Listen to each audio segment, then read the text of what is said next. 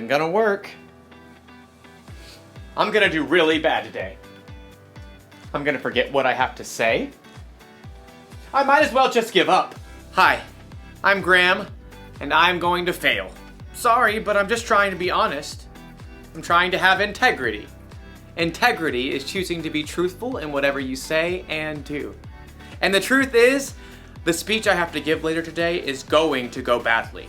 I am supposed to talk to a bunch of strangers about different kinds of masks, but every time I give a speech, I get so nervous that everything I want to say comes out wrong. I don't know if this happens to you, but I keep hearing these voices in my head. You're not very good at talking to people. When you tell jokes, they stink. Other people are way better at this than you. The more I listen to these voices, the more I believe them. So it's probably better if I don't even do the speech today. Can't mess up if I don't try, right? That way you won't be embarrassed. Good point, Teddy Bear Voice. So in today's story, we're learning about how to control what you think. Like that would be helpful. Wait, would that be helpful? No. I mean, nay. Aw, thanks for being honest, weird horse voice. I knew I could count on you. The Bible. It's 66 books of history, stories, letters, and poetry that fit together to form God's one big story. The epic adventure of how He created us and loves us so much that He made a way to rescue us. As we travel through the Bible, from Genesis to Revelation, we discover people who met God and found their lives changed forever. Now, for an amazing story. Inspired by the book of Philippians, chapter 4, verse 8. Horatio liked to keep track of things in his head. 5 kinds of cereal in the cabinet. 17 braids on his sister Nala's head. 2 voicemail messages left on his parents' landline phone. Seriously, Mom? You are so stuck in the 1990s. Horatio was especially good at keeping track of things that went wrong. Number 1, we're out of chocolate frosted sugar bomb cereal. Horatio's mother did not always appreciate his lists. I did not buy that. Your dad bought that. Number 2, it is freezing in here. Put on a sweater. Number 3, Miss Watson is making us do a group project and they are the worst because everyone else drags me down. Horatio, can you please focus on something positive for once? Just keeping it real. Oh, I know about positive stuff. Miss Christie told us. Horatio's little sister Nala began rummaging around in the stacks of random paper on the counter. There is nothing positive about this morning, and I'm positive about that. Nala pulled out a scribbled-on handout and waved it triumphantly. Philippians 4:8. Do not read me a coloring sheet. Finally, my brothers and sisters, always think about what is true. Think about what is noble, right, and pure. Mom, make her stop bugging me. No, this is good. Think about what is lovely and worthy of respect. If anything is excellent or worthy of praise, think about those kinds of things. Horatio just glared and checked out the lunch that Mom had packed. Is this strawberry jam in my sandwich? You know I only eat apricot jam. Over the next 2 hours, Horatio counted dozens of annoying things.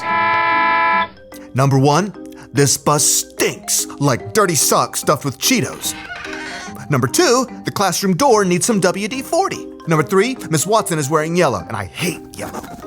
Number 4, this pencil is making a giant callus on my finger. Number 5, group projects are still the worst. Number 6, it's way too hot over here. And to make matters worse, Miss Watson had put Tish James in charge of the group. Ugh. So, we get to do a report on Cape Hatteras Lighthouse. I'll write the history, and Jordan, you can paint a picture, and Horatio, you research stuff about the land and animals around it. Number 7, Tish is super bossy. Oh, and here's a picture of the lighthouse. Tish held up a glossy photograph and Horatio opened his mouth, ready to complain about how boring lighthouses were. But he couldn't do it. Hatteras Lighthouse, spiraling into the sunset sky, was breathtaking. He could picture walking the beach and waves crashing as the warm light glowed overhead. And Horatio couldn't help hearing an echo of his little sister's voice. Think about what is lovely and worthy of respect. There it was, right in front of his face. Horatio found brand new thoughts forming in his brain. Hey, that looks really cool. That's amazing. It was as if a switch had flipped in Horatio's head. After seeing one good thing, he started to see more. Jordan had brought in some paintings he had done. Number 1, Jordan, you are a really great artist.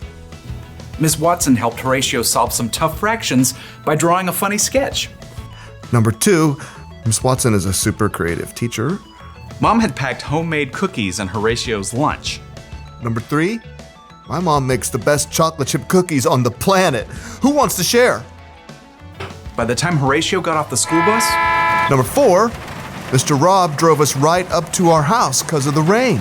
he was actually smiling. Mom met them at the door. Hey kids, how was school? At that moment, Nala shook out her wet umbrella all over Horatio. And for a moment, Horatio frowned. Nala braced herself. Sorry.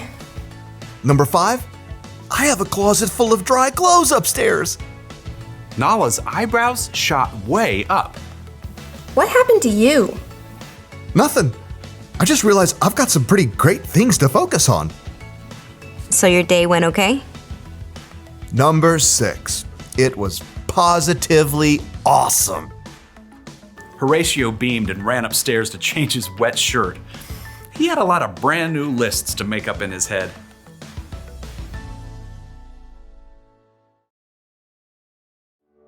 The Apostle Paul wrote, "Finally, my brothers and sisters, always think about what is true.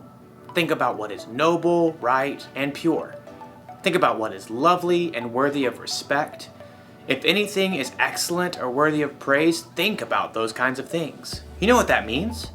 It means you're in charge of what you think about. Maybe you can't control every single thought that enters your brain, Think about fish. You must think about. but you can control the thoughts that you focus on. Yes, you can. Having integrity doesn't just mean you're honest with other people. It means you're honest with yourself too. And to do that, you need to try and focus on things that you know are true. Things like, God made you. God forgives you. God loves you. He loves you so much that he sent Jesus to die on a cross for you. And he's big enough to bring Jesus back from the dead. So he's bigger than all of the things that you and I worry about. So the one thing to remember from today is this: focus on what's true.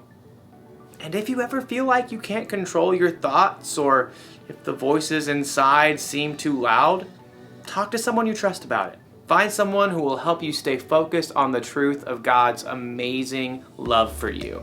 You know what? I'm gonna choose not to believe the voices that are telling me that I'm not any good. God made me.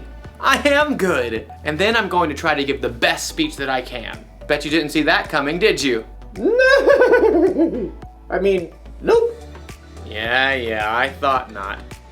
I'll see you around, everybody. I'll be thinking about you. Bye.